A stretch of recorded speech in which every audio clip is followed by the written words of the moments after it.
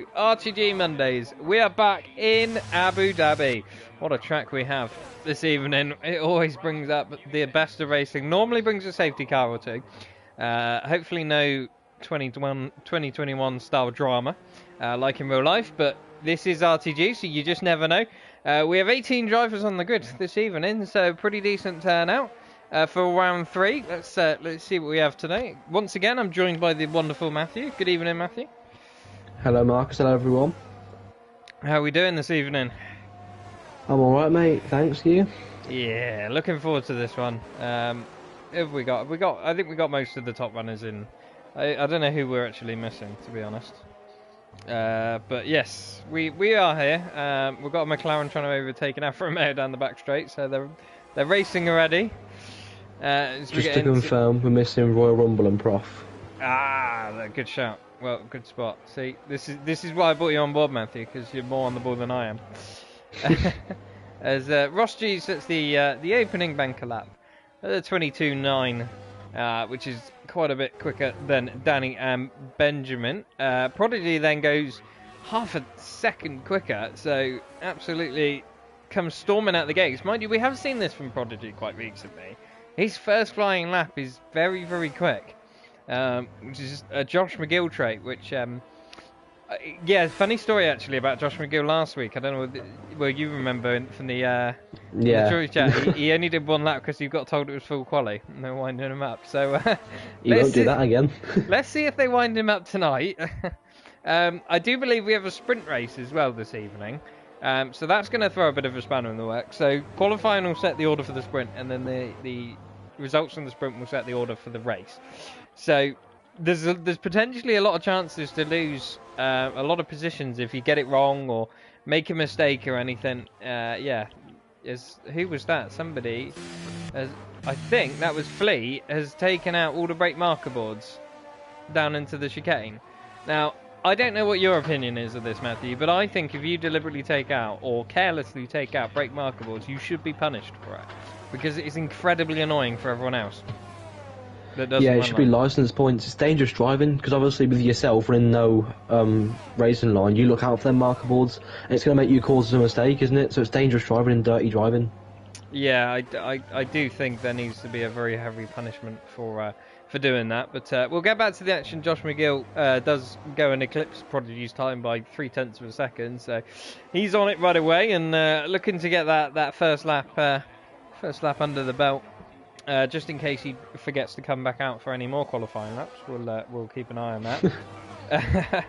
We got Paul on an out lap, just about to start a lap. So should we watch Paul for a lap of the Abu Dhabi circuit? Why not? This is something different. And going into turn 1, we've got a 90-degree bend. Try and use as much curb as you can. Don't run too much curb on the inside. Don't run too much curb on the outside either, otherwise you'll lose traction. And it's flat out, if you dare, through the left and the right kink. Don't lose the back end. A lot easier on this game to run there. And then the new corner into the hairpin. Brake as late as you can. Watch for the bump if you stay too far to the right hand side. Get on the power as early as you can, because you will gain or lose time all the way down the straight. DRS wide open, and that is pretty much sector 1 for you.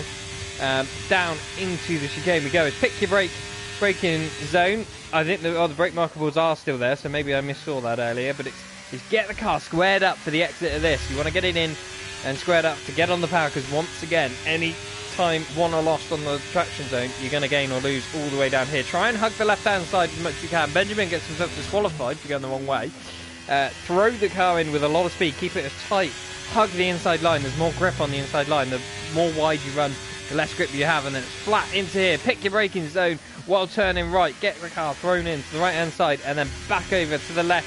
Try not to understeer, and then going into the left-hander. You will also understeer once again, but find oversteer on the exit. Flat once again for the right-hander into the final corner. Don't let the Red Bull get in the way. Third, fourth gear on the power early as you can and across the line, and that is the lap of Abu Dhabi, and that's P4 for Paul. And not a bad lap to watch, that one. As Robbo also gets himself up into the top 3 positions in the McLaren. We're getting used to seeing McLaren on the podium these days, which is, as a McLaren fan, very good. Makes me very happy. What about you, Matthew? Who do you support? Red Bull and Verstappen, but I do like seeing McLaren back up there again, back to the good old days. Yeah, absolutely. It's well, I've always been a McLaren fan ever since I watched F1, so great to see, and I think Piastri's becoming somewhat of a talent to keep an eye on, really showing his worth. Yeah, he definitely is, to be fair to him. 17 races into a season, he's already won one sprint race. Yeah, he certainly is. Well, speaking of McLaren, we will watch Pippo, the only driver not to set a lap currently. So sat down in P17, not quite dead last because Benjamin has that disqualification. We'll wait to find out whether Benjamin feels that was an unfair disqualification or not. You never quite know with this game. But one thing I do want to talk about actually while we watch the McLaren go around, the bumps on this track. What do you think of the bumps on this track? Because I have my own opinions, and I'm not very fond of them, I've got to be honest. I don't mind any of them apart from down to the chicane now, where Pippo's going, on that curb. There's a nasty bump on the right-hand side when you brake. It's going to make you lock the fronts and go straight on. And I hate that bump. Any other bump, though, I don't really notice that much, I won't lie to you. Do you not mind the one going into the new hairpin, the first hairpin? I've never touched it, I don't think. Where is it? So, yeah, it's... You know, at the end of Sector 1, you got the hairpin before the first straight. Yeah, turn 5. Yeah, that's the one. I don't know the numbers or names, I'll be honest with you. If you stay a metre away from the right-hand side, you don't really hit the bump, or you kind of hit it, but you don't know, it doesn't unsettle the car or affect it much. But if you get right over to the right-hand side, and almost like touching the curb, it'll bump your car and you'll just sort of lock up and go straight on.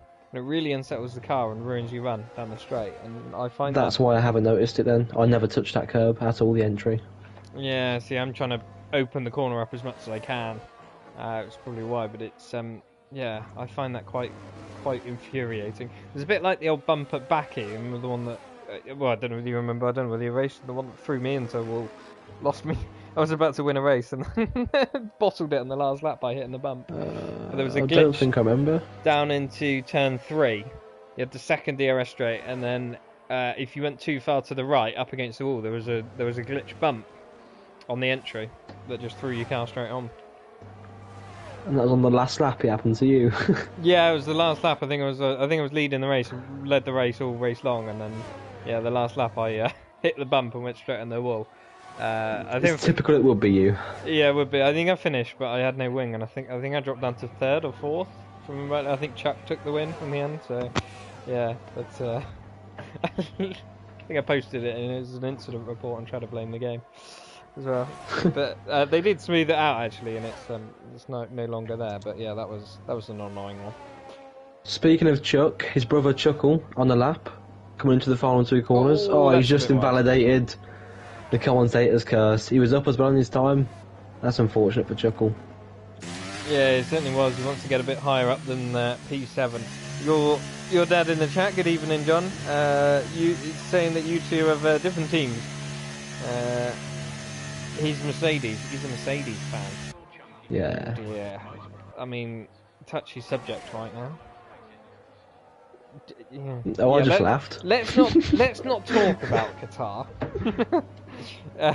Shall we, if we're Mercedes fans? But actually, on a positive note, the pace of George Russell was mega. Like, that was a comeback and a half. I voted him for driver of the day. Even as a McLaren fan, I voted for George Russell. Oh, Chuck. Oh, what a lap. Good spot. Chuck goes P3. Great lap, actually, from Chuck, to be fair. Qualifying's not Chuck's forte. But yeah, that's a very good lap from him. Robbo's a little bit up on his time. Yeah, let's watch the other McLaren as he goes through the chicane. A bit deep, a little bit compromised on the exit coming out the chicane, but he gets on the power nicely nonetheless. Hugs that left-hand side, just gains you a little few more fractions of a second. And this corner I love, because you just throw it in, just drop it down a gear. You don't really brake it too much, do you? You just sort of just throw the car to the left. Yeah, you let the aero do the work for you, don't you? Yeah. That corner. Really try and load the car up with the aero, as you say. The last sector is more flowing. It's still difficult, and it's still got the as he gets a little wiggle on and runs wide and invalidates. It's still a challenge, that corner. It really is the Nicholas Latifi corner, as it's going to be named. Paul's gone purple markers through sector 2. Sorry. Cool. Let's keep an eye on that. But yeah, still a challenge. That last sector is really, really difficult to get the right balance on the car. It's either gonna, you're gonna get understeer or oversteer. There's no way of keeping a balanced car through there. See, I managed to. I don't know why, but I throw on loads of downforce and it works. And I get told that I'm weird for that. Well, the more downforce you throw on, the more it's going to cover up for any mechanical deficiencies. As Paul goes P2 with a 22.222. What a number that is. Couldn't have judged that better if he tried. Slots himself very sweetly in between Josh and Prodigy, who are both in the pits at the moment. Maybe Josh does think it's full quali again, because he's still in the pits. Or maybe he's just happy with his lap. Who knows?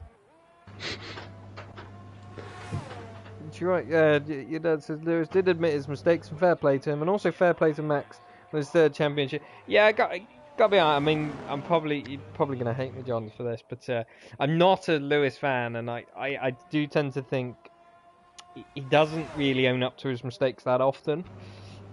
He tends to just whine or complain or blame it on someone else. But do you know what? Actually, this season he has kind of taken it on the chin, like with Oscar in Monza. That was his mistake, and then this with George. And fair play, he has actually just taken both of those on the chin. So, credit where credit's due.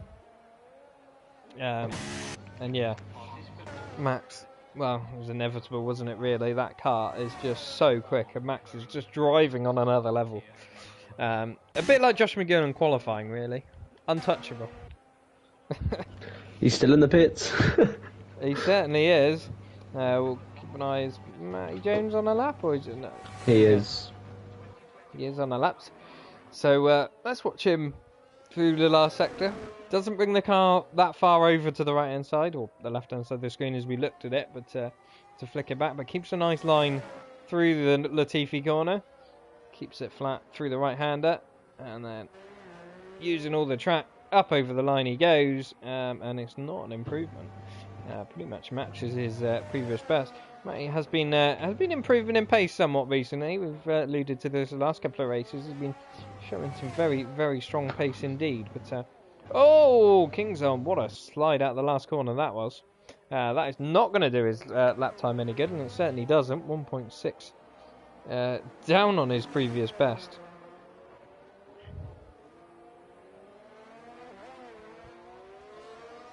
That's just somebody getting out of the way.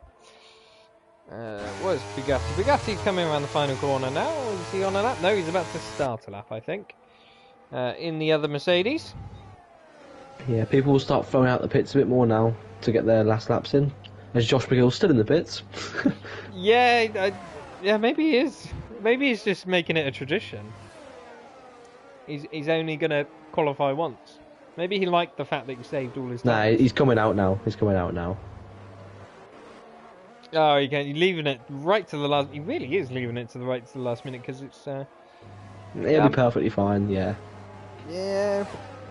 He's not going to have many people come up behind him. See, that's the problem. You might leave enough time, but if you're going to have to get out of the way of people, it does cost you quite a few seconds. And it all adds up as Bugatti bails on his lap. He's obviously not happy with that one. Pippa on a lap. Ross is not on a lap. Nearly gets taken out by Red Bull trying to weave. Prodigy on a lap. Prodigy takes out the brake marker boards on his lap. He uses that much of the track on the right hand side. A little bit naughty, but there we go. Through into the hairpin he goes in the house. He's a 10th down. Yeah, Matty Jones retires in the pit lane. He's had enough. He's not going to get back out in time. That hairpin is so important now, isn't it, really? Because it really does. You can take so much speed into it, but it slingshots you onto that straight a lot more before. Because before it was a slow speed traction zone, so kind of easier to mask. Whereas now you've really got to throw the speed in and take the speed carrying out as well at the same time. So it actually makes it a bit more challenging, I think. Yeah, you have to compromise, don't you? The entry for the exit sort of thing. Yeah, definitely is. Prodigy is marginally up on his time. It's not by much, though. So let's keep an eye on this as he goes to the last corner. Paul's just starting a lap. Chuck is on a lap. Robbo's on a lap. He's marginally up in the first sector. So let's keep an eye on all of these. We'll see. Ride with Prodigy as he goes through the last sector. He'll be the first to cross the line out of the top boys. Likely to take pole. Into the last corner he goes. Is it going to be an improvement? Is it going to be pole? It is going to be pole. A 22.092. So the guys behind have a lot of work to do. Josh McGill goes very, very wide coming out of the hairpin. Doesn't invalidate. He gets away with it, but will it have lost him any time? Chuckle crosses the line. I think it's an improvement. It was a big improvement. Sees him ahead of his brother, but it will not be enough to see any further up the grid. We'll have to keep an eye who's next to cross the line. I think it's going to be Chuck. Is next to cross the line. Let's see what he can manage as he comes into the final corner in that Aston Martin. Let's see if he Lance Strolls it or does he Fernando Alonso it. He's coming up to the line. He does Fernando Alonso it, but he stays P5. Robbo now across the line. What's Robbo going to be able to do in the McLaren? Through the final bend he goes. Out wide, across the line, and it is an improvement, but once again, not enough to improve on any time. Josh McGill very wide once again. But he's getting away with it. He's not invalidated him again. Is he going to have enough in hand, or will that mistake have cost him? It's going to be... No, it will have cost him. He's down, so Josh McGill will not get pole. Prodigy holds pole, can pull. Take it off him at the last minute. No, he can't because he dives in the pits. And that is it. Prodigy gets the move done. Nice and early in that qualifying session. He gets pole, a 22.092, but it's very, very close. Back to Josh McGill, who's only a 10th down in the end. And with that mistake, I mean, I imagine that mistake probably cost him a 10th or so. So this is setting up to be an incredibly good race because look how close those times are. Yeah, I thought we'd get into the 21s there, but unfortunately not. Still very close times and very fast times. So yeah, the race could be very interesting with people that close at the top. Yeah, it certainly could be. The real question I have lingering is how much did Josh McGill have in hand? Had he not made that mistake, would he have been able to improve enough? And the thing is, though, I was watching his whole lap after that as well. He went wide a couple more times and messed up a couple more times. So I think he might have crept into the 21s if he got a clean lap, but wasn't meant to be. Yeah, not many improvements on that last run. I mean, Prodigy did improve. He was the only one that really did. Chuckle, Robbo, Chuck all improved, but by fine margins, and they didn't actually improve or change their positions in the end. It all just basically bunched the top 6 closer together. I mean, look at that. 6 drivers covered by 2.5 tenths. That is Chuck as and close Chuckle, as it though, gets. they are 1,000th of a second away. And if that doesn't sum up the Chuckle brothers, I don't know and what then does. Robbo is 6,000ths away from Chuck. I used to love when they had the same PlayStation and they used to share the drive because they would swap halfway through the race. But the funny thing is you could never tell which one was driving at which point. And I always used to like guessing. I still can't now. No, they are so similar. But there you have it. There's your qualifying session. Perhaps less important this time around because we do have the sprint race. But it's still going to be hard to make some moves. There's not many laps, so maybe a few places up or down here or there. We wait for everyone to choose their strategy. What is the best strategy for the sprint race? Well, according to me and Prodigy, it's going from hards to mediums in the sprint. So there you have it. If that's not your strat, you're on the wrong one. I don't think we'll see anyone on hards or pit from hards to mediums for that matter. But you never know. I think mediums are definitely the play. Yeah, will softs last? That's the question. They will, but they'll die off like halfway through, just over halfway through. Mediums will last to the end and not drop off, I don't think. This is going to be a bit like a Qatar moment, isn't it? Where softs are going to be very, very powerful, but they will die. From my experience in sprints at Austria, I picked mediums, Prod picked softs. He got away, pulled a 2-second gap, and I reeled him back in again and took the win. See, that's interesting, because I would say around Austria, softs just last forever. Yeah, but he pulled a 2-second gap and I reeled him back in again. We did 100% race the other day, and I pitted early off my set of softs, but I did about 20 laps and they were still going fine. But here we go, 5 lights. And away we go for the Abu Dhabi sprint race. We can't see who's had a good start for that camera angle, but I think Prodigy has got away pretty well. The Alpha Romeo was trying to go around the outside at turn 1. Paul Jones ran the outside to Josh McGill. Can he make that move stick? Not quite. He has to back off and concede the position once again. There's a bit of carnage further back. It's a Mercedes Bugatti who has gone round. That is a safety car right away. Bugatti's lost his wing, but he's still in the race. But instantly we have a safety car. What did I say about safety cars? And there's your first one of the evening. And what did I say about mediums? Everyone's gone on mediums apart from the 2 Red Bulls who are on softs and gambled. Yeah, absolutely. You are right there. That's a good shout. Let's have a look at position changes. Nobody in the top 10 changing positions at all. Bugatti, the biggest loser, down 7 places, and this safety car will help him as well because he will need a wing change. And to be fair for Bugatti, is this worth now just bolting on a set of softs? Yeah, I know it's only 1 lap it is. But he may as well, surely. Just give it a go. Kingsholm down 5 positions, so I wonder whether there was any contact or any drama between the 2 of them, because he's down quite a few positions, especially considering he started on softs as well. Everyone above that having gained at least 1 position because of those 2 dropping down.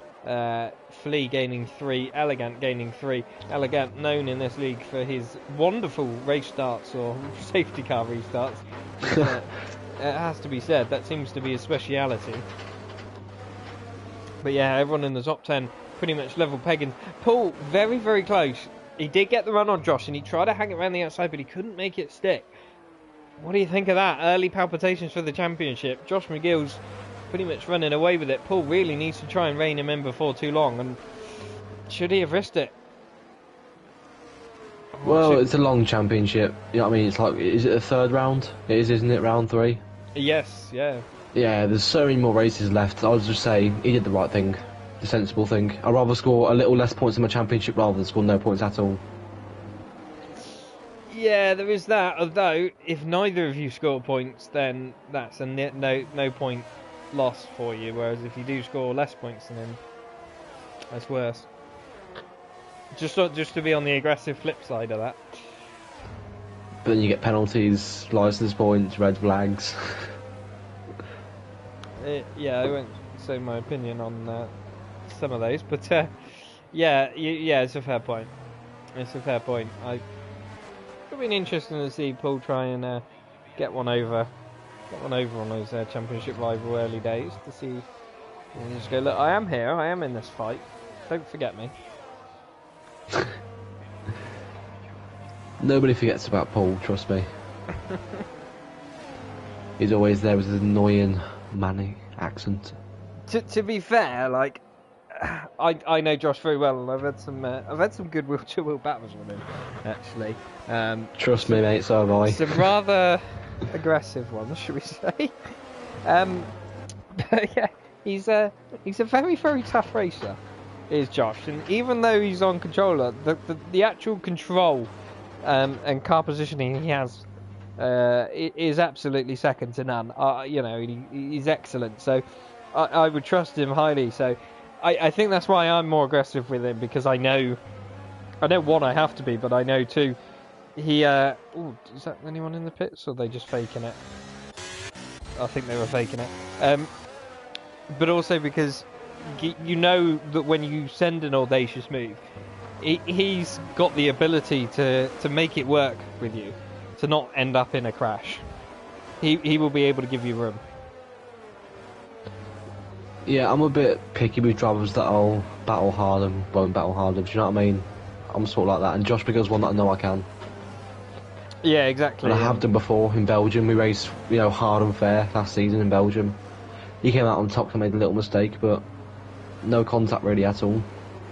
Yeah, he's a very, very tough opponent to get the better of, and he doesn't falter easily either, does he? He doesn't falter to pressure much. He's Mr. Consistent. Yeah, he certainly is. Even when you're bearing down on him, Never puts a foot wrong. Which makes him very, very formidable. In other news, I very much like his helmet. Let's have a look. Oh, Carlos Sainz on. I didn't know it's Leclerc. Is it Leclerc's one for Monza? I don't know, but it kind of reminds me. It gives me Fernando Alonso vibes actually, but in the wrong colour. If that kind of makes sense. I don't like it, mate. I won't lie to you. I prefer Prodigies. I can't actually see. Verstappen's helmet. Has he got Verstappen's on? Yeah. Oh dear. So I'm not a massive fan of Verstappen's helmet. I think Piastri's got one of the best helmets on the grid. Maybe I'm just saying that as a McLaren fan, but... See, I think Verstappen has the white, red and gold. Yeah. Anyway, we've got a restart to go through, Marcus, so let's just be quiet for a minute. Hamilton and Russell's helmets are pretty good. Mercedes, don't like them. Is it? Oh, that was a bit dodgy. Prodigy went to go and then backed off, and it caught Josh McGill because he went with him and had to suddenly hit the brakes. So I wonder whether there's going to be a stewards report for that, but we're away and racing once again. We have a few position changes. McLaren going down the inside. That is Robbo on Chuck. Tries to make the move. Chuck holds it round the outside. Great defending from Chuck and great racing from the pair of them, just giving each other enough space. Robbo still on the back of the Aston Martin though. Can he make a move? No, he can't. Josh McGill not letting Prodigy go though. He has had a great restart here and absolutely going to make amends for that. As Prodigy goes defensive, he knows he could be in trouble here. The slipstream is so powerful.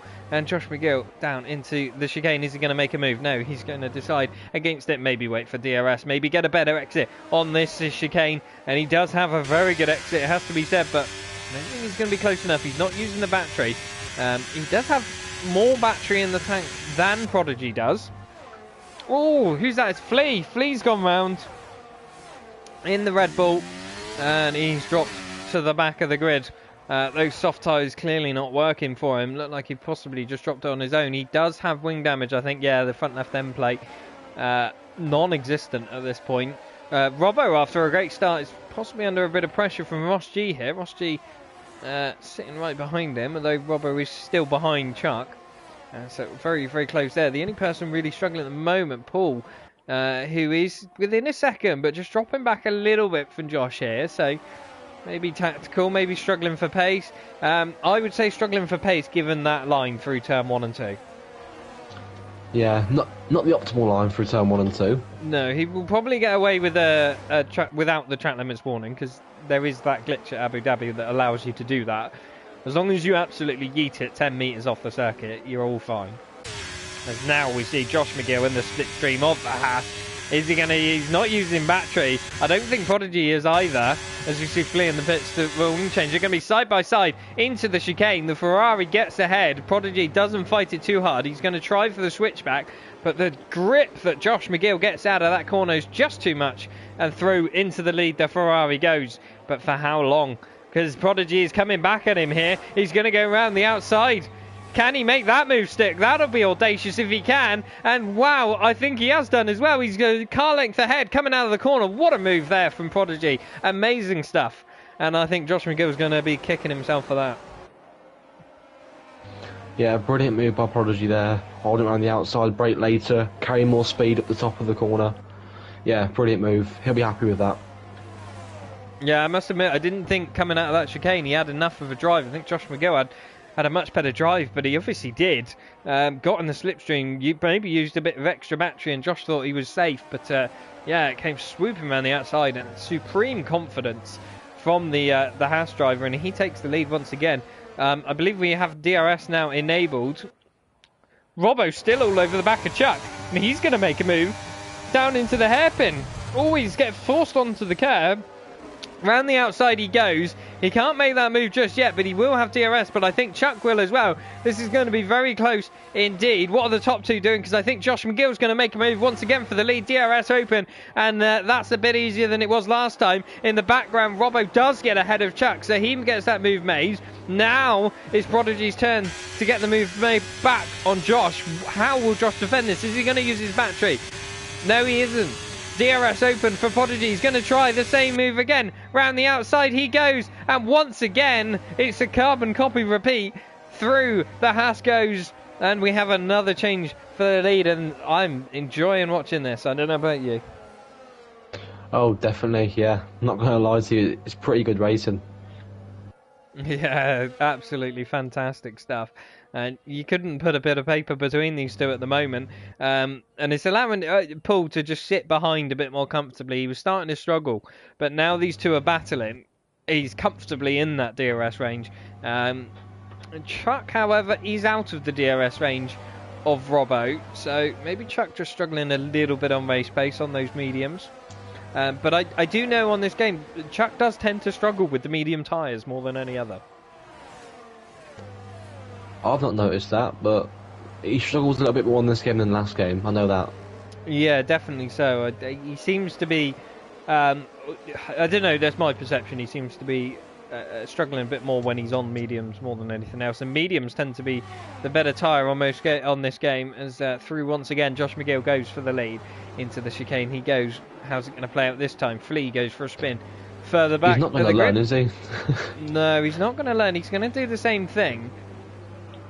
Is he going to try and defend it once again? Is he going to use a bit of extra battery? I think he does, because Prodigy doesn't get close enough to make the move. And Josh McGill will now lead, potentially for a lap. Or at least half a lap, I would say. And let's see what sort of pace he's got, as Paul is now right in the back of these guys. There was a bit of a wiggle on from Chuckle coming into that right-hander there. And Robbo's all over the back of Chuckle as well. It's sort of concertina in all of these drivers up, and it's anybody's guess. There's a five-way fight for the lead. Lee gets the time penalty for track limits. Not a good start for him. And is that Apex Royal? What's happened to Apex Royal? He's gone round at the last corner. He's got going again, but yeah, that's dropped him right down to the back. And Pippo gets past Ross G as well into turn one. So great move there from the McLaren. Both McLarens moving forward in this race. I think Benjamin's gone into the pits as well. He's had a bit of a disaster, unfortunately. Robbo now on the back of Chuckle, but it looks like he hasn't got the straight line speed to do anything. Prodigy, will he make the move into the chicane? He decides against it. Oh, the McLaren just weaving about in the braking zone there at the very back. I think he may have nearly been caught out by how early the concertina effect was, but he got away with it. Through they go. Josh McGill, he's holding on to it. Will Prodigy send it? No, he will not. Don't forget, Chuckle right on... not Chuckle, Paul right on the heels of these two. And one mistake from any of them could cost them big time. Prodigy getting a good run into the back. Flea retires in the pits. He's had enough of this sprint race. He's got another chance in the main race, don't forget. So all is not lost. As through the final sector they go. And it is like an actual train. They are nose to tail with each other. Yellow flag is out. So nobody's going to do any overtaking down into turn one. Matty Jones is out. Matty Jones has crashed. And where's that? That is on the exit of the Latifi corner. No safety car though, even though there's a car stricken in the middle of the track. But that's Codemaster's logic for you. As we see now, Paul having a little look to the inside. He's trying to put Prodigy off. He's self-tempted with a little sniff here. Can he make any moves? Has he saved his battery? That's the question. Can't really see on his there. Chuckle doesn't have a huge amount. Robbo has a little bit, but not much. Prodigy goes ahead into the lead. And into the chicane he goes. Neither of the top two have very much battery at all, so they've both been using it. Josh will use his battery a little bit on the exit. And now he'll have DRS with Prodigy using any. No, he's not. And through once again, Josh McGill goes now into the lead. A change. Once again, Prodigy not learning from Josh's errors on the previous few laps. There's Ross G and Lee. Lee's going all the way round the outside of Ross G. Nearly a bit of contact, but they get away with it. They're going to still be side by side into the right-hander. The Alfa Romeo has to go on the curb a little bit, but he gets away with it. They're still going to be side by side into this final sector. They are not going to get away with this. That is not a sector you want to be side by side in. And who's got the upper hand? It is going to be Lee. What great racing from these two. That was very, very close. But back with the top 5 we go, and they've pulled a massive gap to Chuck in P6. Chuck really, really struggling here. Is Prodigy going to make a move at the inside there with Josh? He was half tempted for a minute there, wasn't he? Interestingly, he was, yeah, for some reason. Yeah, I mean, the DRS detection point is there, so you can send it and still get it. And, sort of send it on the brakes and still get the DRS, so maybe that was his thinking. But you've got to time it just right. Paul goes very, very deep there, and that could compromise him on the exit. Josh McGill drops to P2. Is he going to come back at him? He is using battery, and yes, he will certainly come back at the Haas driver, and through to the lead once again he goes. And another change, and we are on the final lap, so that could potentially have decided that. So no, pending any more mistakes, could Josh McGill have just snatched this win from Prodigy's grasps? I think he certainly has, and Paul won't be happy with that. No, exactly. Paul just went a bit deep into that chicane, and it really did cost him in the end. And through into the final corner we go. And pending any errors, Josh McGill will take the sprint race win. Prodigy comes home P2 with a great battle between the two of them. Paul, Robbo within a tenth of Chuckle. Oh, that was very, very close over the line, but Chuckle just about holds it on. Pippo comes through for a great P6, so fantastic drive from both McLarens. Chuck struggling in P7, dropped down a couple of positions. Looney Man up 2, that's a good race from him. And same with Elegant, up 5 positions to P9. And Kingsholm will round out the top 10. So after a bad start from Kingsholm, he's recovered well. He certainly has. I'm going to get myself a drink before the race. Yeah, I'm going to give my voice a little bit of a rest because... Back in a minute. My voice is absolutely killing me after that. But yes, there you have it. Josh McGill takes the 8 points for the sprint race. Prodigy takes 7. Paul on the podium. Chuckle, Robbo, Pippo, Chuck, Looney Man, Elegant, and Kingsholm round out your top 10. Obviously, the top 8 scoring points. So Looney Man, the last person to score any points. Then we just wait for everybody to get going, and yeah, away we go.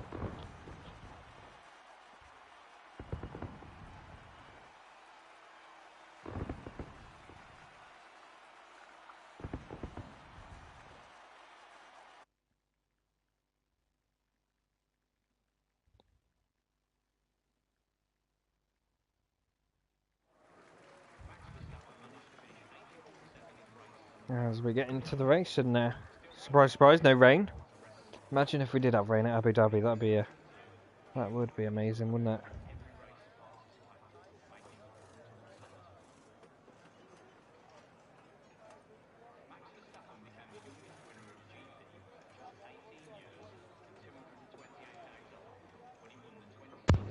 Are you here, Marcus? I am here, yes. I was just commenting how it wasn't raining. I've never had it race around here at all, and I hope it don't ever. Right, as we look at the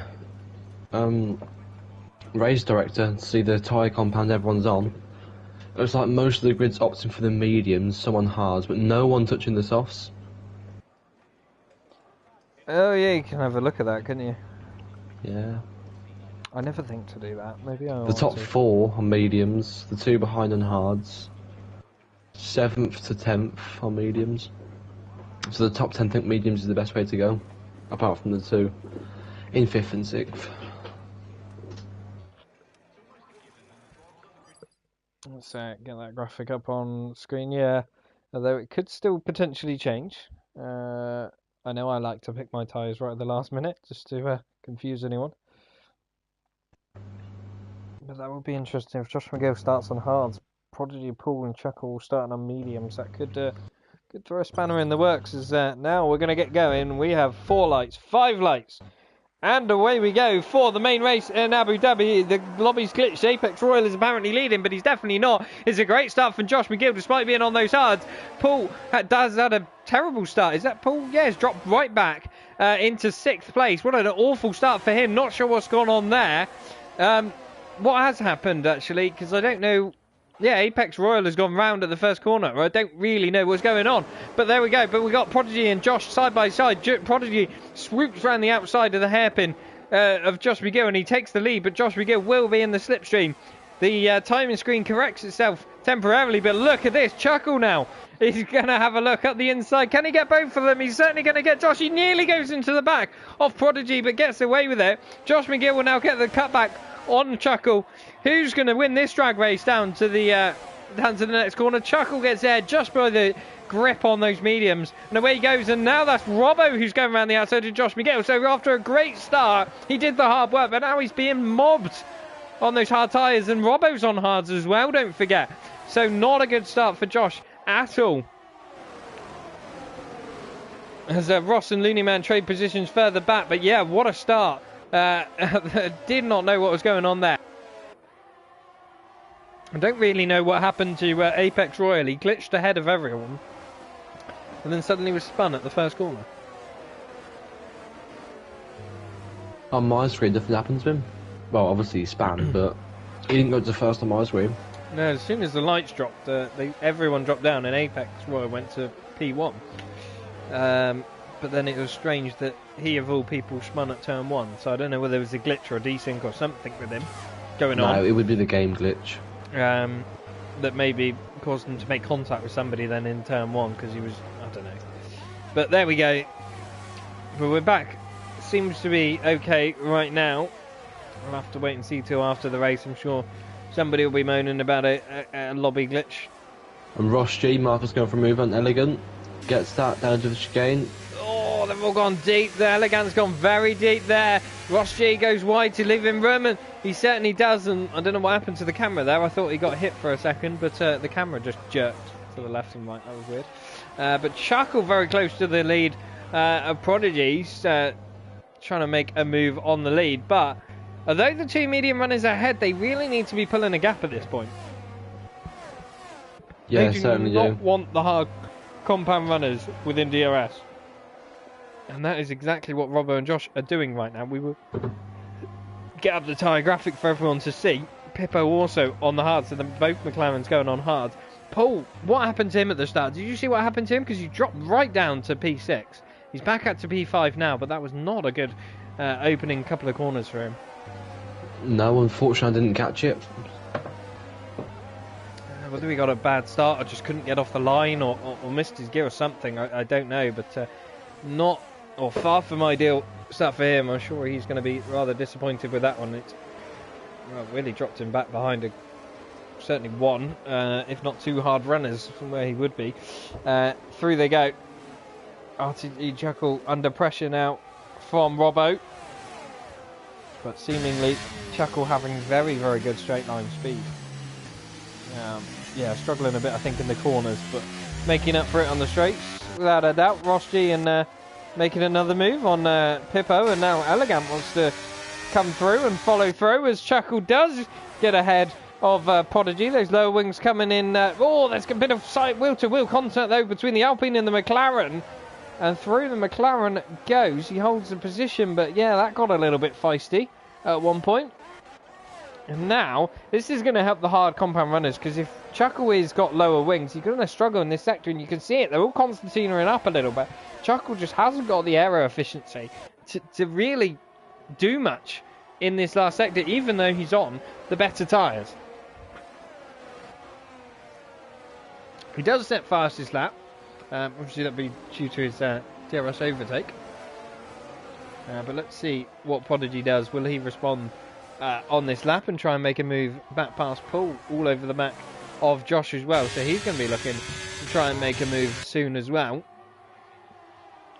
through they go into the hairpin. Chuckle tries to get a nice slingshot onto the straight, but I don't think he's got a good enough one. Prodigy could be flying past him here, and DRS wide open now. Is he going to defend it much, or is he just going to let him go? Paul gets a move on Josh. What a great run he has. Prodigy does just about. See, that AlphaTauri is super slippery in a straight line, because even with DRS and a great exit, Prodigy was really struggling there to get past. And now it's going to be even closer. We're going to be 3 wide because Robbo's in on the action now. He gets forced to the outside. Chuckle's on the inside. Prodigy is on the very, very inside. Through they go. Robbo gets squeezed out. It's still going to be side by side. A bit of contact between Prodigy and Robbo. And through the McLaren goes. He sends it on the inside. There's still contact between Prodigy and Robbo. Neither of them are going to be very happy about this, but Prodigy manages to get the position. Robbo gets a little bit of a tank slapper on. Will that allow Paul through? No, it will not. He backs out. But the Haas of Prodigy runs very wide there through the flat-out right-hander. And that got to start again a little bit tasty. Wow, that was brilliant. Great intense, stuff. hard battle in there, wheel to wheel. I don't think anything can be said though on a bad note. It was just hard racing. They both come out alive, so yeah, absolutely. And I just think Prodigy and Robbo, their cars sort of got stuck together a little bit going into the final sector. Bit of a glitch in this game where you the stupid side pod glitch. Yeah, the wheels locked together. What's embarrassing is when you say the stupid side pod glitch, it could be any one of 2 glitches. No, when your wheel gets like on the side pod and like your wheels locked together in it. It could be the glue glitch, or it could be the auto spin glitch. Yeah, the contact model. Yeah, it's poor. Terrible in it. But Ross G gets past Chuck, and through he goes. And I think Kingsholm's made a few. Oh no! What's going on here? That looks like he got a little bit nasty into the middle chicane. We missed some of that. Kingsholm suddenly made up 3 positions, and we jumped on board with the 2 Alpines, and suddenly they were off the track, cutting the corner, and basically hitting each other. So I don't know what's going on there, but that got a little bit aggressive and a little bit unnecessary from what we saw. Elegant losing out big time on that one. He's down to P16. His teammate Danny in P13. Elegant gets himself a track limits penalty as well to boot, so just to rub salt in the wounds. But yeah, I think there's going to be a few reports after tonight.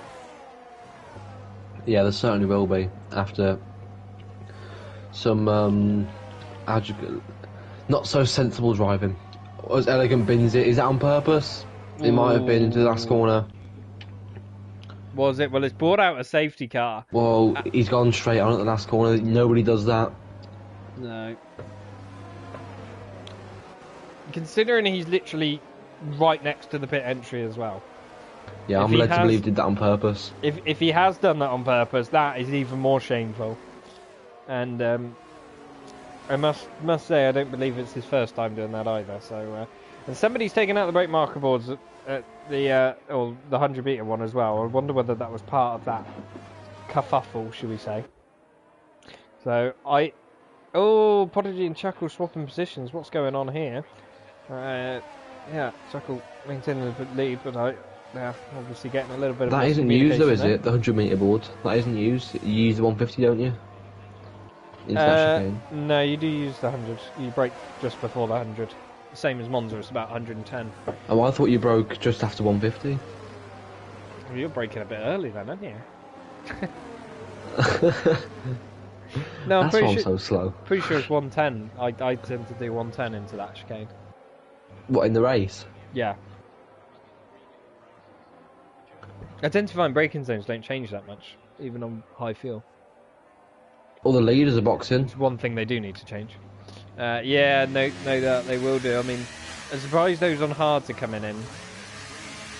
But what choice do they have? I would have been inclined to stay out if I was on hards. Ross G chooses to stay out. But, on the mediums. Didn't want to double stack with his teammate. Pippo stays out on the hards. He's in a good position. And Bugatti. Yeah. Yeah, it's a bit odd that Ross G's decided to stay out, because this is the perfect time for medium runners. I mean, yeah, maybe a few laps later, ideally, I guess, but... Yeah. You know. I mean, I guess he didn't want to double stack, did he, and lose positions? No, I know you're going back into the pack, but yeah, don't know. I think that's a bit of a mistake for me. As interestingly, Marcus, we see Benjamin splitting the two net P1 and P2. Yeah, but his car is ghosted, and I think it's AI. Oh no, that's going to be another topology then. So I don't know whether. Yeah, it looks like it's AI the way it's dropped. Yeah, oh, it's not. It's not, is it? Yeah, it is. Yeah, the way it is. It's that weird. The way it flicks the wheel a few times as it goes into the corner. That's an AI car, I think. So I don't know whether Benjamin got disconnected, and that's, I don't know whether, but this is again, like, I'm not saying Benjamin did, maybe he just got disconnected, it's not his fault, but this is why we say as the league don't allow retirements on track or anything, because the AI can be a massive problem. Because like you said, that's going to cost Prodigy a lot of time, because the AI of Benjamin will be very, very slow on the restart. Yeah, it's late to react, isn't it? And therefore, Pod's going to react early. You can't overtake him until literally the line, otherwise you get a 5-second penalty, don't you, for it? Or 10 seconds. And the earlier that Ross goes, the worse it's going to be. I mean, knowing you're not going to make another pit stop, or knowing that it's a very low likelihood of making another pit stop, if I was Prodigy, I'd be half tempted just to overtake it and ask for the removal later. I don't know what's stated in the rules, to be fair, about AI cars. I think if you overtake an AI car and they don't remove the penalty, I think that's a travesty. They need to be removing that penalty, even if you did it intentionally, because that AI will cost you more than 5-10 seconds in the long run. It's King Zom's in the pit. But he's put 6-lap old mediums on, which I don't. Oh, yeah, he's retired. No, he stopped. What's he doing? Are you seeing this? What? King Zom. What, under the tunnel? Yeah. He's basically. No, I've just cut to him and he's going slow. He's just crawling along. I don't know whether he's doing that intentionally. Well, he's AI, because is he or not? He's not. Well, I don't know what that was all about. Unless he's put the wrong tyres on by mistake. And now he's deliberately going slowly so the safety car doesn't come in this lap. But he's going to catch up with it regardless. And honestly, at that distance, I think the game will probably register him close enough and bring the safety car in anyway. So I think it will be to be no avail if that is what he's trying to do.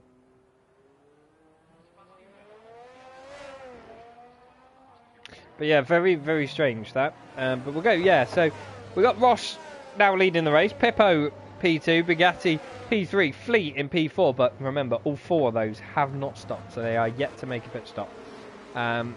Maybe it has worked out for King Zom. Yeah, I think King Zom's holding back on purpose here. Yeah, he is. That isn't allowed, is it? Wow. I mean, in his position, I'd be doing exactly the same, but I don't think that's allowed. Yeah, because as soon as he knows that it's gone, and he's even going to try and overtake an AlphaTauri into the pits, which is a little bit cheeky, but he doesn't make it, so... Yeah, I think he did that deliberately because he knew he'd selected the wrong tyres.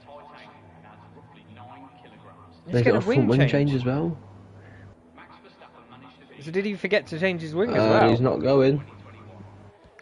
Did he forget to change his wing as well? That is stupid, the wing thing though in the pits. You can't change it as soon as you go across the line. Yeah, that's... I don't get that, because they still allow you to change your tyre selection. Yeah, exactly. He's almost done it again. And a few changes with Benjamin and... Oh, Benjamin's AI has overtaken Chuckle. Oh no. Oh dear. Wow. Oh, it's going in for it again. It's Benjamin's AI. I thought it was going to overtake Flea then as well. Well, that... I mean, for us... In that case, I would go for it if I was Chuckle. Yeah, he's going to try it, I think. Yeah, but he's not going to let him. See, for us neutral fans, I think that's a good thing. because it means that the actual battle for the lead is more fair. But if I was Chuckle, I'd be fuming, because that would have given him a brilliant opportunity to try and pull a second or two on front.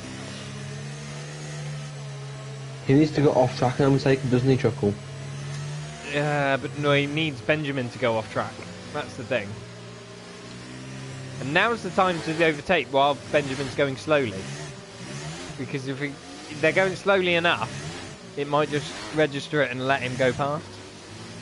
But yeah, I think he's perhaps given up, but there we go. We will go back to Ross, who's now leading the safety car restart away. He's on old mediums, Pippo and Bugatti on old hards, Flea on old mediums, and obviously Benjamin looks to be AI at this point. When will the Ferrari go? Is he in contact with his teammate? No, I don't think he is, actually. I don't think he's in the chat. He goes now before the second and last corner. Has he caught Pip? Oh, no. Has he done the same as Prodigy? Did he go and then back off again? That is 2 dodgy restarts this race, and now he does go, and he's got to keep flat. Once you go, you've got to keep going, and that did not happen for the second time this evening. Now Chuckle manages to get the move made on Benjamin. He sends it through the ghosted AI car, and yeah, the AI dropping like a stone, as you would expect through the first sector. So through they go, and it's not actually cost anyone too much time at all, which is very fortunate for us racing fans. But yeah, Ross G, what did you make of that? I'm not sure what I saw. I don't know if it was the camera angle making it look like he went, or he actually did go. But if he has gone and stopped, he's going to get licence points for that. He certainly is. Illegal. As we see now, Robbo and Prodigy going side by side. Robbo now gets the move made on Prodigy, and he certainly does. He gets ahead. What a move from the McLaren, and that is effectively for P2 in this race, if you will. And now Chuckle gets past Flea. Robbo needs to find a way past Flea as well. Can he do it? I don't think so. Flea's got ridiculously low wings. Chuckle round the outside. He gives him a bit of space. Robbo's going to duck under the inside of Flea, and through the McLaren goes. And that's been a great lap for the McLaren. Now Flea is under pressure from Josh McGill, who's going to make a very awkward move round the outside. What a move that was. Great stuff. He absolutely had to be committed then. He needed to be committed. Now Chuckle's going to get... Oh, Ross G gets a big slide on. Well held from him. Prodigy's gone round. Prodigy's round. He's dropping down. What has happened?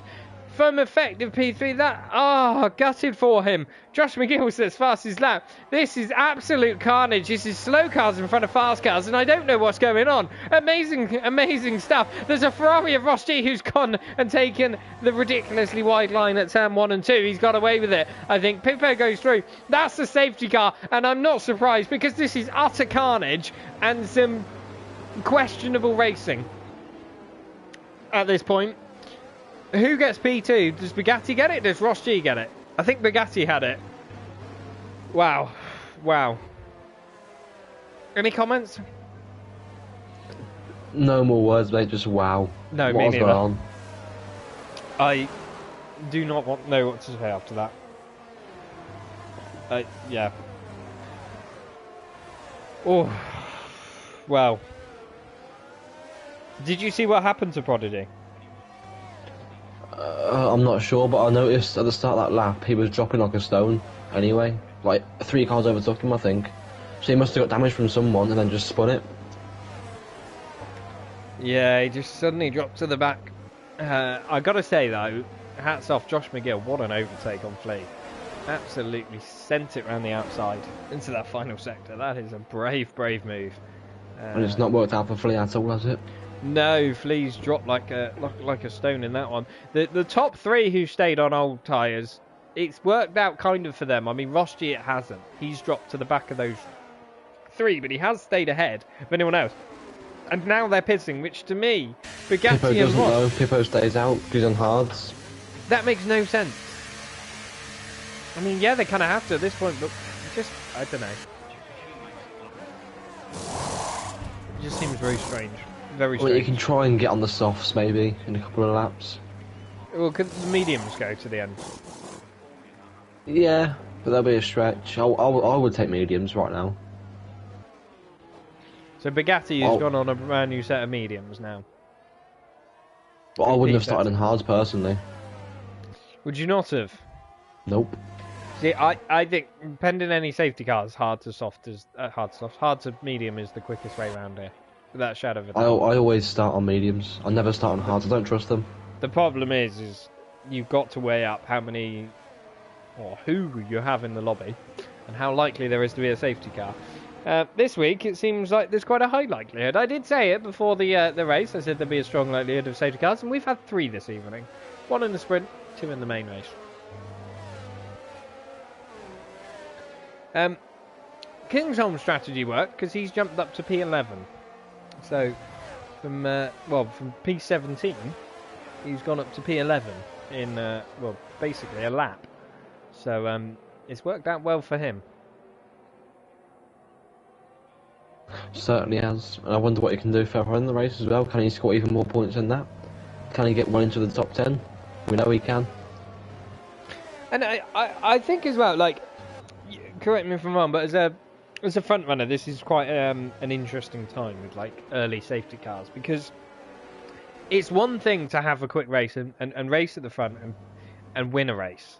You know, to outsmart people in the DRS zone, to race people who are on a similar level to you.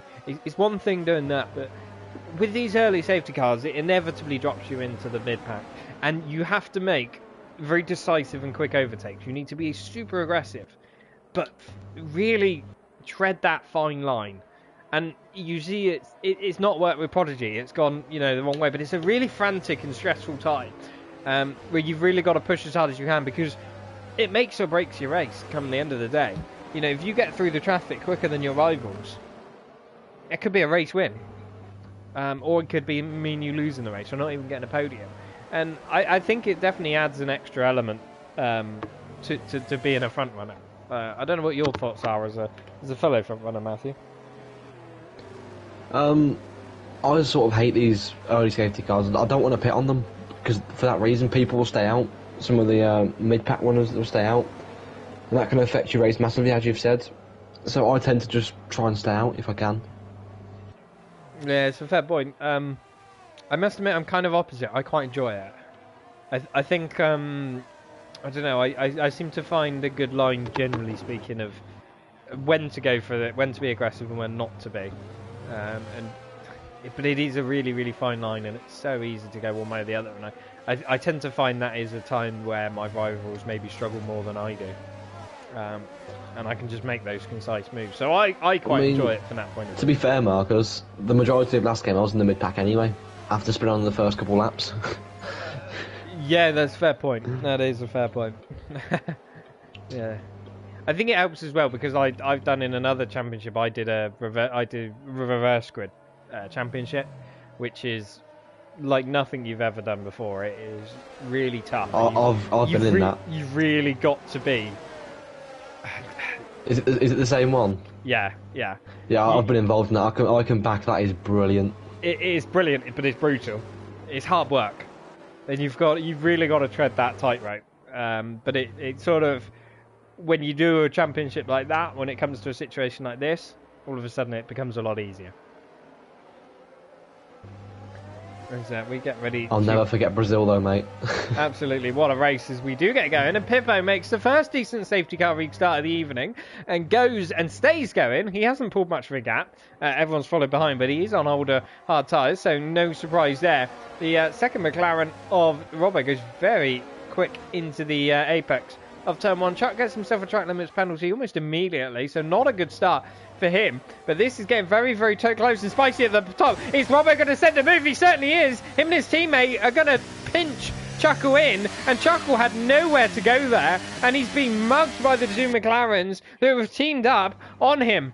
And I don't know whether that was intentional or not, but it worked to perfection for the McLarens. Josh McGill now is down the inside, but a little bit of contact. Chuckle's going to get sandwiched in the middle. They need to leave room. They cannot come across on him like that. And through they go. Pippo takes the lead. Chuckle comes out P2. Josh McGill comes P3. Pippo has gone tumbling down the order, so it's not worked out for him, but he has allowed his teammate to go through. So, although it's not worked out for the second McLaren, it has worked out for the first. That was very, very close and nearly ended in disaster. And now we're going to get into the situation where Chuckle, with his lower downforce, is he going to be able to keep up with Robbo? Because he's already 8/10ths back. And into the last sector we go, where you need downforce, and he's already dropping out at that 1 second window. Has he got enough to stick with the McLaren I don't think he does. Certainly not at the moment.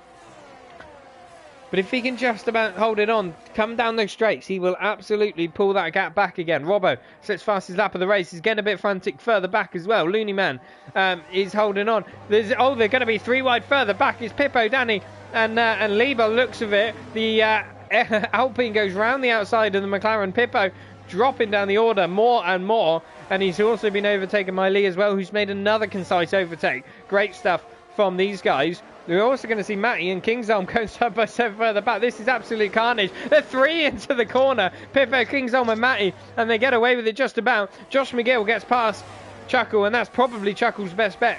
Because if Josh McGill can now rein in the McLaren, Chuckle can be towed along through with him. And with those lower wings, that could pay dividends later on when it comes to a bit of racing. But he's just struggling for outright lap time. Matty Jones gets pushed off the track. There's a bit of pushing and shoving further up. Looks like Kingsholm and Lee have both gone off the track together. They're going to be 3 wide down this back straight. This is going to end in utter disaster. The Red Bull's being pinballed from one side to the other and hitting both cars round the outside. Matty Jones goes, what a move that is. Great stuff from him. There's a Ferrari in there. That's Ross G who's getting involved in this mix. It's Ferrari and now Alfa Romeo side by side. I don't know who's who. I don't know who's ahead. I don't know what's going on. But wow, what racing this is. And I am absolutely loving this. And I'm going to lose my voice in a minute. There's also a McLaren going side by side with a Mercedes further back. Amazing stuff. Woo. What happened there? Take a breather. That was mental. 3 wide everywhere. It's not going to work, boys. Stop it. It's not. Sort it out. Josh McGill just in DRS range of Robbo. Robbo doesn't have much battery. That battery light flashing. Josh McGill gets a wiggle on coming out of the corner, but I think he has DRS. Yes, he does. That is crucial. That is key. And with no battery left on the McLaren, he spent it all trying to keep out of DRS range, and it hasn't worked.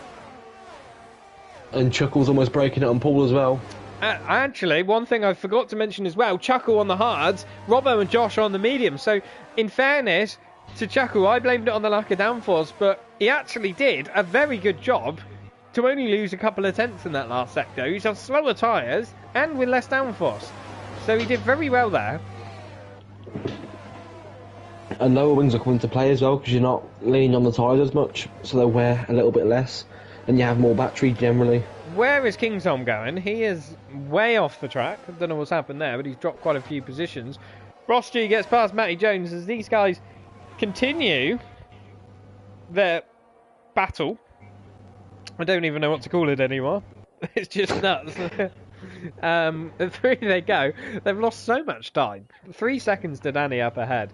It's just absolutely crazy, but great stuff. We love to watch it. What an aerial shot this is, and what a slingshot. Ross got out that final corner on Lee, and he's going to try and hang it around the outside of turn 1. Can he make that move stick? No, he has to go off the circuit. That is a rather interesting line. I'm sure he gets away with it because the game allows you to, but through he goes. He just needs to be patient because he wants to DRS now on Lee. We could see a move at the front here, Marcus, with Chuckle and McGill.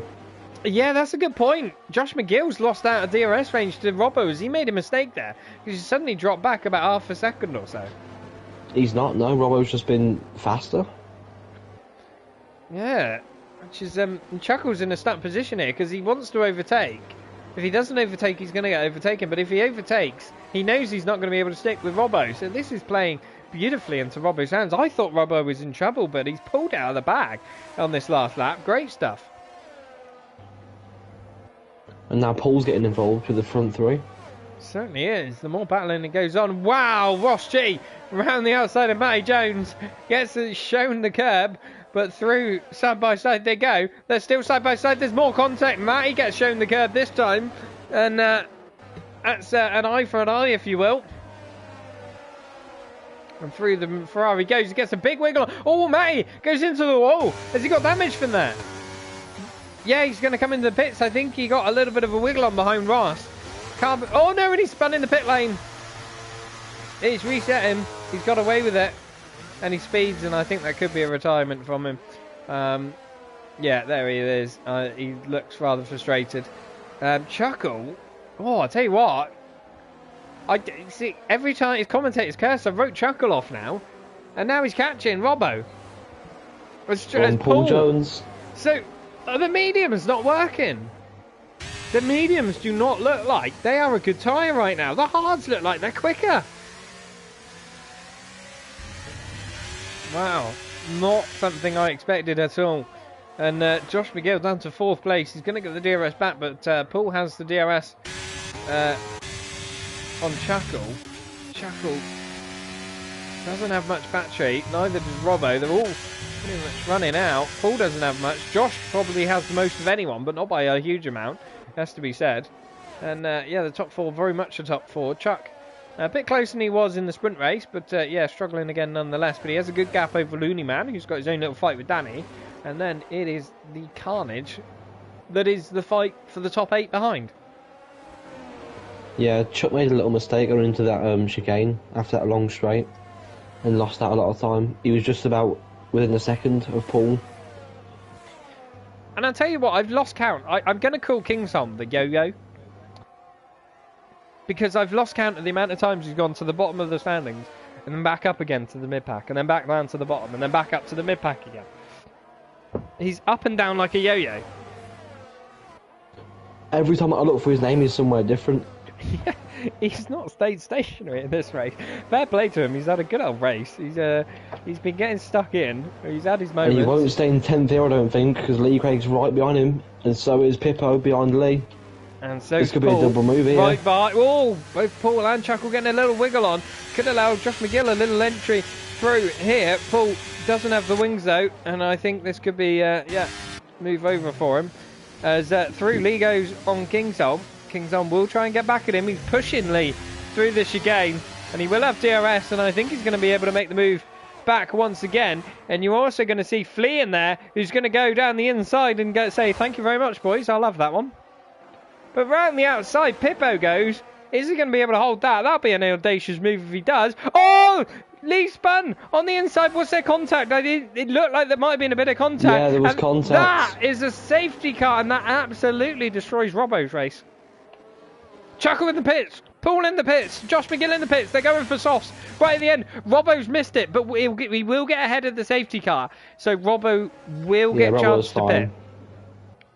That was my worry for a second. Will he be hung out to dry, Lewis Hamilton style? This is giving me flashbacks to me as well, Marcus. Last game, remember it in Abu Dhabi? I stayed out, everyone didn't. Yeah, that was a silly move from you. If I remember rightly, that was your decision though. It was, and everyone else pit behind. No. Oh dear. I was just scared of nobody else pitting.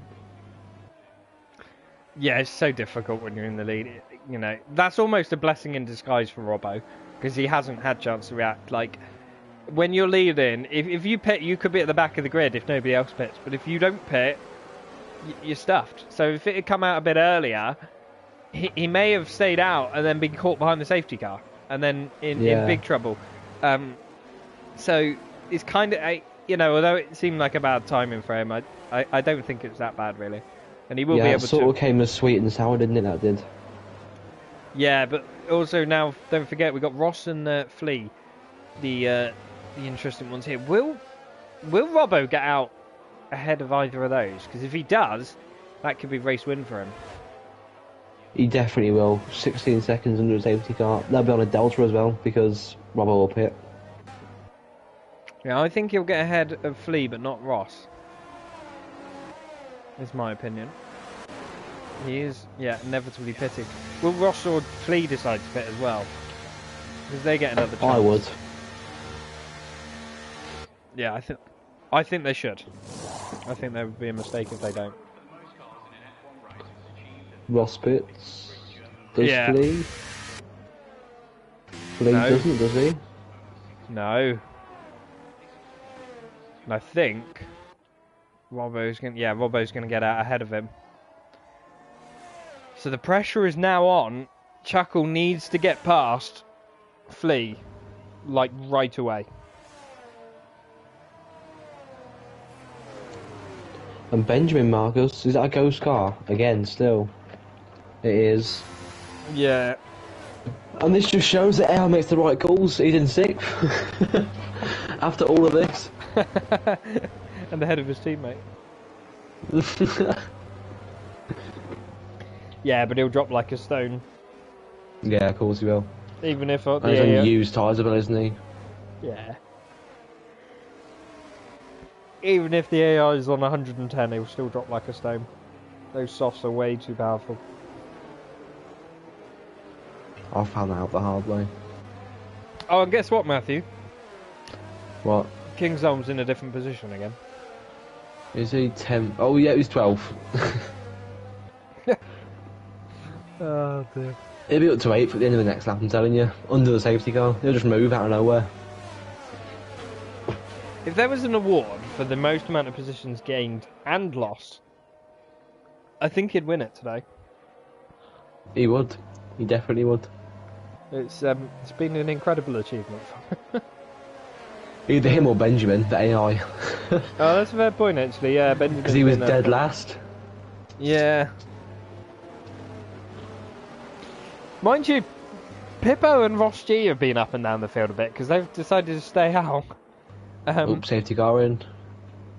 Yeah, as Chuck gets past Benjamin. No, he's got to give the position back, and he does. He's trying to make that move, Chuck. He's trying to get past his teammate. He's holding it. Will he get it? No, he's got to give it in. But we'll go back to the front because Robbo is away once again, and he's caught Flea absolutely napping.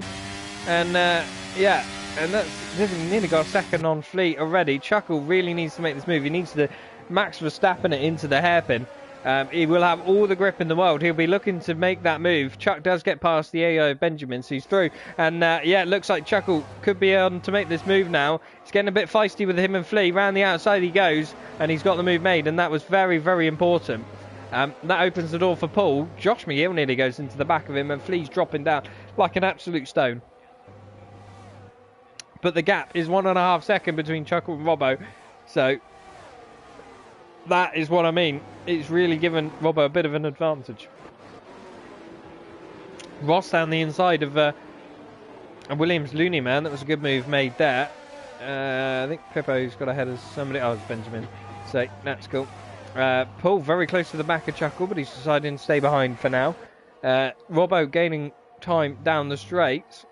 So whether you're using a bit of battery. Everyone's getting past the AI Benjamin. You're right. He could well be up for the award of the most positions gained or lost. We'll have to watch the stream back and count it up, I reckon. But yeah, Robbo pulling a gap. So what has Chuckle got in his lockup? Does he have any more pace? Is he just going to preserve his battery? Can he do a DRS slingshot with Paul and bring themselves up to Robbo? Robbo does set fastest lap, so away he goes. 2 seconds is the gap. It's a bit of a train further back. Flea and Chuck. Oh, what's happened there? I think Flea had a bit of a moment coming out of turn 1, and that's allowed carnage around him. Everyone going round, and Flea dropping down the positions. As Ross G, who's had a moment as well, when he's gone wide, he's taken the Leclerc line. That's where we're used to seeing a Ferrari at Abu Dhabi. And once again, Flea has a big moment. He's losing the back end quite a lot here and struggling. Paul, will he make a move? Oh, he's made contact. Paul's made contact with Chuckle into the chicane, and that's going to have Josh McGill around the outside. Paul backs off to not take the position, and Josh McGill sees the opportunity and gone through. I'm sure Paul is going to be feeling terrible about that. Through Paul goes once again. And I don't know whether that was let by or not, but that has cost them a bit of time as well. It's unfortunately only cost them a couple of tenths, which, is actually not bad going considering. But I think Paul just caught out. He was maybe trying to keep an eye on Josh behind a bit too much. And, just misjudged his braking there.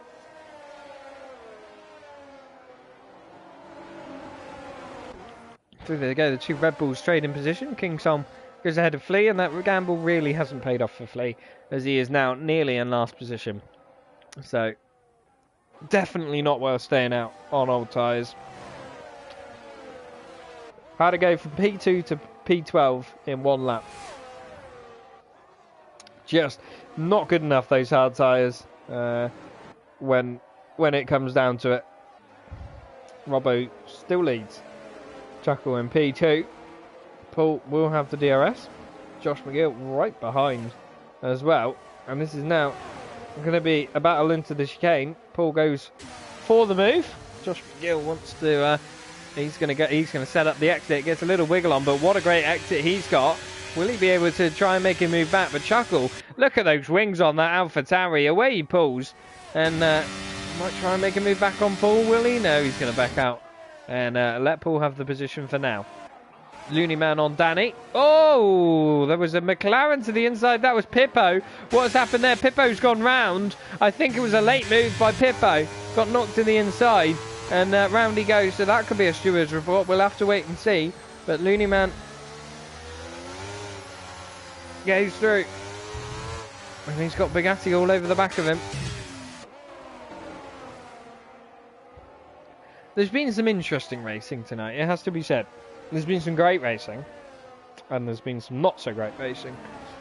We've had a mix of both. Yeah, people have come off, obviously, the best and the worst. Pippo being one of the worst, coming off. Oh, down the inside, is Josh McGill going to make a move on Paul? He certainly is. He sends it down the inside. He got a great run through the S section, but Paul gets the outside line and the better drive out of the corner. Now it's going to be a case of who's got more battery or who's got less downforce, and I think Paul's going to win this out for now, but Josh McGill will get back into the slipstream. Is he going to send it again? No, he's not. But yeah, Josh McGill being frustrated. Both cars get a little bit of a wiggle on through the chicane. Danny drops down 2 positions further back. Looney Man gets ahead. Oh, that's Bugatti nearly round. It is Looney Man who has gone round and through Bugatti, and Ross G goes, and Danny. And it's as you were at front. Oh, Paul Jones has got ahead of Chuckle. We did miss that in that carnage. I just don't know where to look. Yeah, Paul overtook Chuckle and Josh Biggle tried to follow him through but couldn't into the chicane. So yeah, great stuff. Great stuff as we go on to lap 26 of 29. Robbo has a 2.5 second lead, and this squabbling between these three is costing them time. They're just not able to catch Robbo. Robbo seems to have the pace right now, and these three are unable to make any inroads on that. So Robbo looking at the moment like he could be on for a win here, pending any mistakes. He certainly could. But the battle for the rest of the podium is very much on. Obviously every single one of them super keen to talk to me and you at the end of this race, and I can't say I blame them. They are absolutely desperate, and they will try everything just to talk to us. They don't care about the podium, they just want to come in the podium interview chat. And further back we got Ross going past Danny with DRS, and I think that's going to be a Mercedes, a Bugatti going through as well, and Bugatti gets both of them in one down the inside. What a move. There's a bit of contact between the Alpine and the Ferrari, but we're all good. And as you were, Chuckle gets back ahead of Paul Jones at the lead. But we're going to stay with this battle because this is the Ferrari of Ross going to go around the outside of Bugatti. He's certainly going to give it a go, and he's going to try. Will he make that move? Yes, I think he will. What a move. We've seen a few moves around the outside of that corner today, and that was yet another one. Great stuff.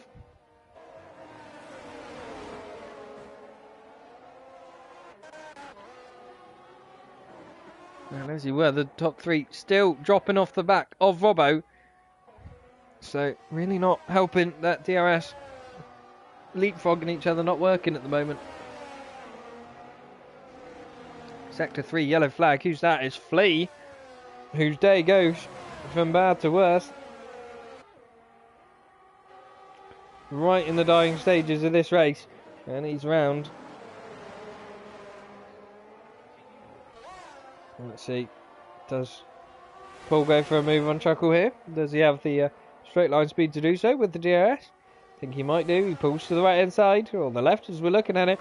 Josh McGill wants to make a move through as well. Is Chuckle going to let him? He's not going to want him to, but he might be forced to give him a bit of room. Oh, there's contact! There's contact there between Chuckle and Josh McGill, and that could definitely be in the steward's room. Chuckle has lost out big time. Josh McGill has lost out quite a bit, and Paul will be absolutely laughing to himself, and that has pretty much decided the podium. Yeah, it certainly has. I mean, it's not likely you see Josh McGill come together with someone, but we said that at the start of the race. He's consistent, he's clean, and look what happened. Yeah, commentator's curse strikes again. Well, I just saw the back end of it. I mean, it looked like Josh McGill was trying to hang around the outside, which turned into the inside, and it is a very awkward corner and a pinch point. The way I read it, I got to ask whether Chuckle left enough room on the inside or whether he turned in a bit too tightly, but I couldn't see. Is the honest answer, and he may have left plenty of room, and Josh just hit the curb and ran into him. Maybe Chuckle didn't leave enough room. I don't know. That would be my question out of that one. But and this allows Chuck now on the back of his brother, but he's got a penalty, so it won't really matter in the end. We've got somebody in the chat saying Robbo to win. They're called It's That Face, innit? I've got to ask, who are you? As we get back to the racing, Chuck right behind his brother. Will he want to make a move? Will he be able to make a move? Chuck will not want to drop any more positions further back. I think DRS open for Chuck. He's going to sensibly back off. Kingsholm gets himself a time penalty. He's had a bit of a difficult day. Where is Kings? Oh, he's back to 10. Oh, Chuckle gets a big slide there, and he manages to keep it going, but Chuck's going to go around the outside and take the position. Yeah, and this day getting worse. Once you spin on this game, the tyres are absolutely dead. It really kills them. And I think Chuckle's finding that now. We are on the last lap, the final lap. Robbo has a commanding 4.2 second lead thanks to the shenanigans of the three behind. Paul now trailing him, comfortable in P2. Josh McGill also comfortable in P3. Behind Chuck will be P4, but he does have that penalty, so I think he's going to be overtaken by his brother, but he might also... Oh no, Ross has a penalty as well, so he won't lose any more positions. We've still got him in the chat. Robbo the King is back. You can't keep the goat down for long. Well, we shall see. I contest the goat thing, but we get to see. But he certainly looks like I absolutely stand with you, and I've raced Robbo as well now a couple of times, and he is very, very quick. He is a very, very fast driver and difficult to keep down. I think pretty much most battles are pretty much sorted, so we will ride with Robbo, the self-confessed goat by It's the Face in it, whoever he is in the chat.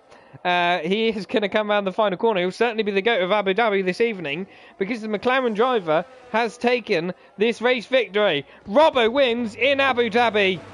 Paul Jones Jr. will come home to finish P2. He's very happy with that, looking at that. Josh McGill comes home P3. Let's see what the stewards say between him and Chuckle, whose fault it was. Chuck will let Chuckle get P4 on the road, and I think it might have cost him P5 as well.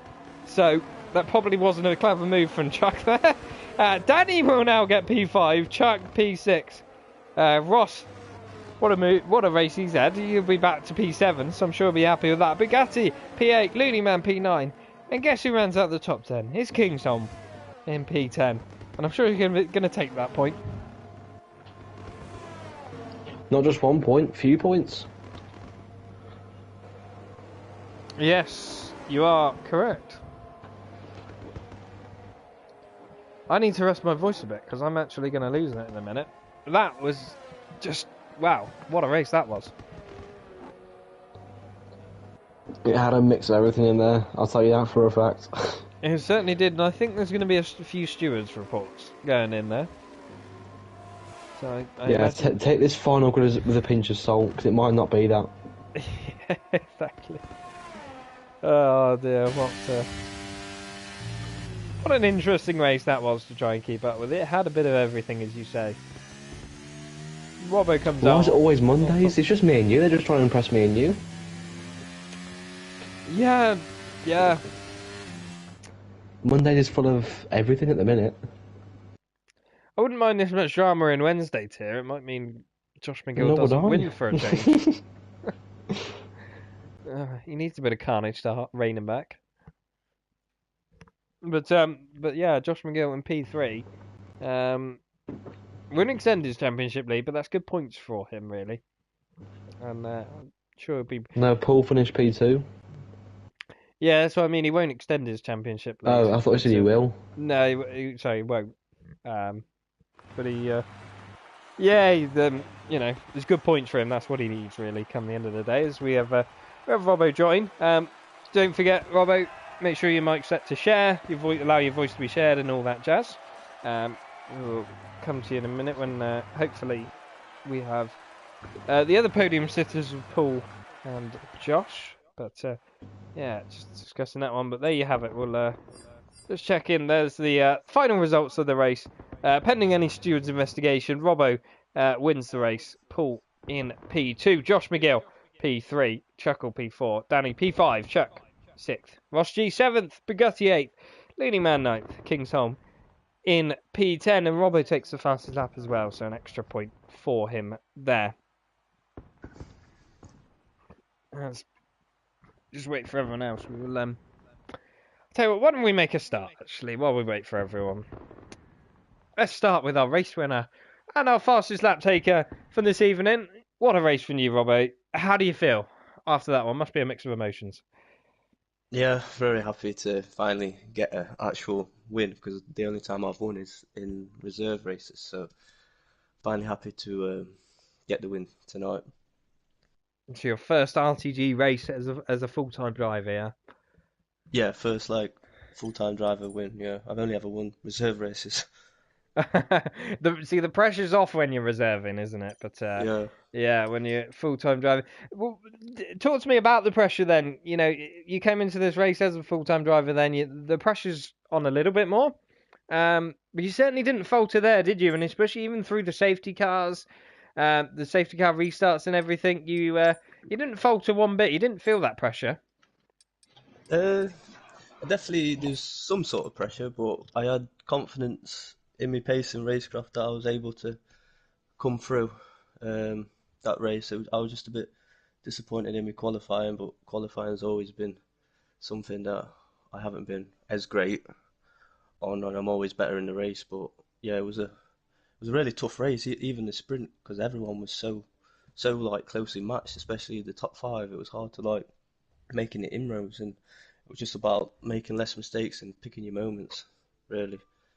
And I was kind of lucky with the last safety car, where I think a Red Bull stayed out, and I was able to break DRS and kind of just maintain the gap to the guy in second, which made it a little bit easier.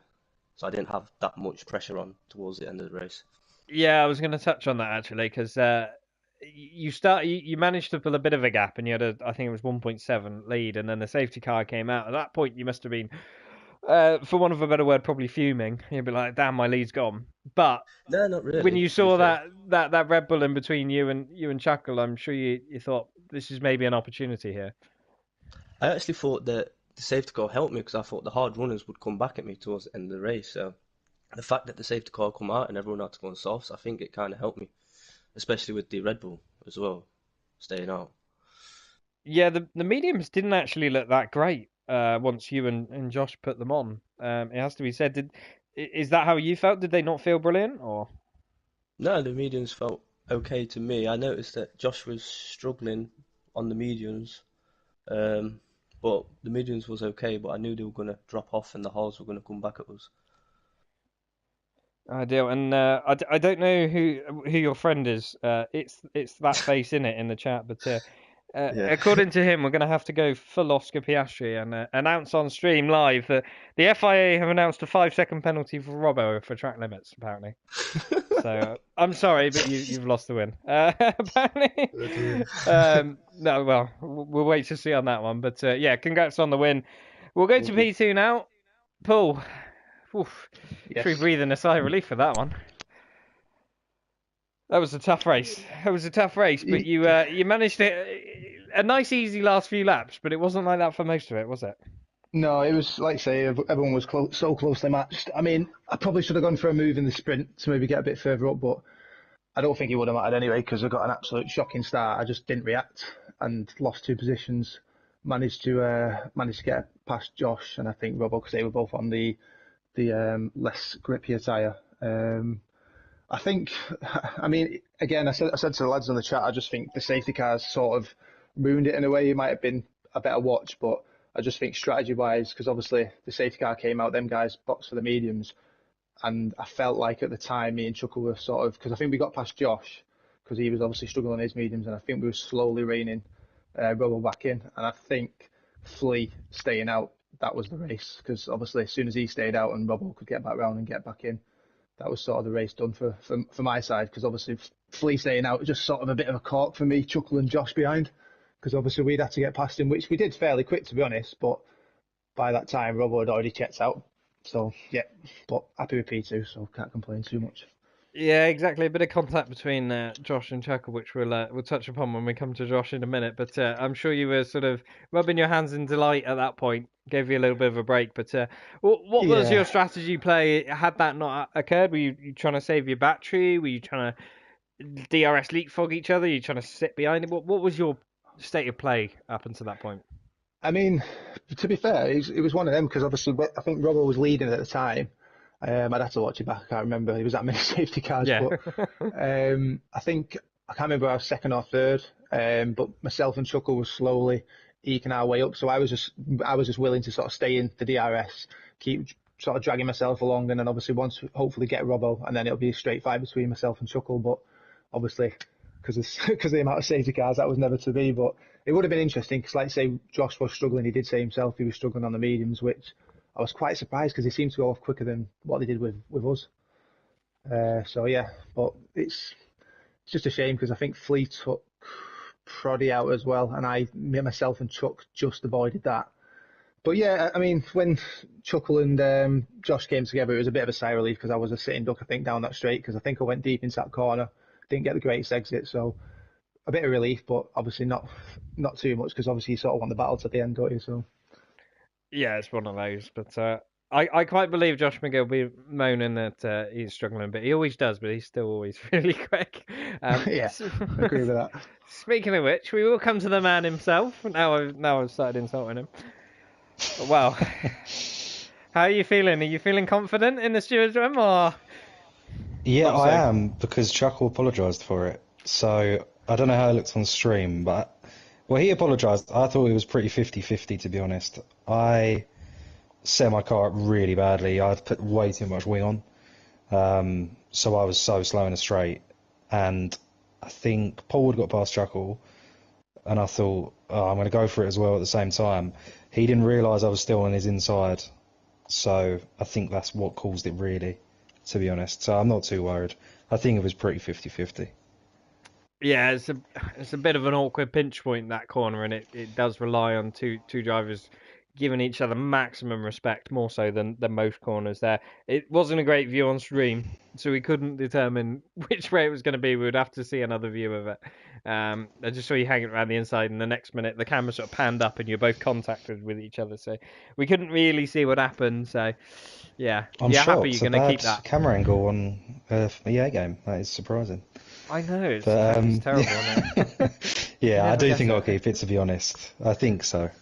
I think it was, as I say, I think it was pretty 50-50. One of those things. Yeah, tough race. We're going to go take you back a few laps prior to that, and we've touched upon a couple of these interviews. The medium tyres. You said you were struggling on them. They just didn't look great. They were good for like the first lap or two, but then the medium runners just seemed to start struggling. Yourself and Robbo looked like your pace compared to those on the hards just wasn't as good at that point. Yeah, they felt pretty awful, to be honest. I mean, at the start of the race, everyone in the chat said, I'd like to start on hards, but there'll be a safety car on lap 6 or something, probably. I ignored it, and then there was a safety car on lap 6, so I was kicking myself for that. And then, yeah, to be honest, the mediums were just dreadful. Literally, after about, 4 laps off the safety car, I just felt like they're definitely not going to make it to the end. I had no pace. So the last safety car probably did me a favour. But I just don't think I can start on hards anymore. There's just too many safety cars.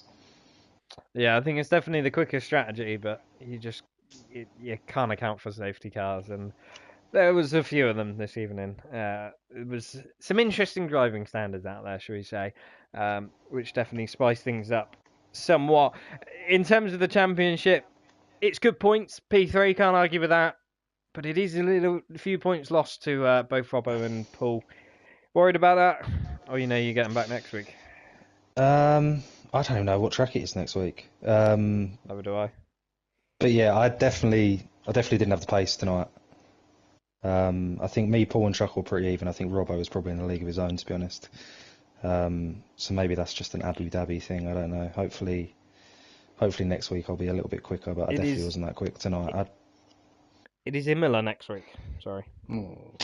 I hate Imola, so I think more Robbo domination to come. I have a feeling I could have said every single track there, and you would have had the same reply. What about you, Paul? You make me out to be a bit of a Lewis Hamilton. Well, I didn't say it, but if the shoe fits. What about you, Paul? How do you feel about Imola?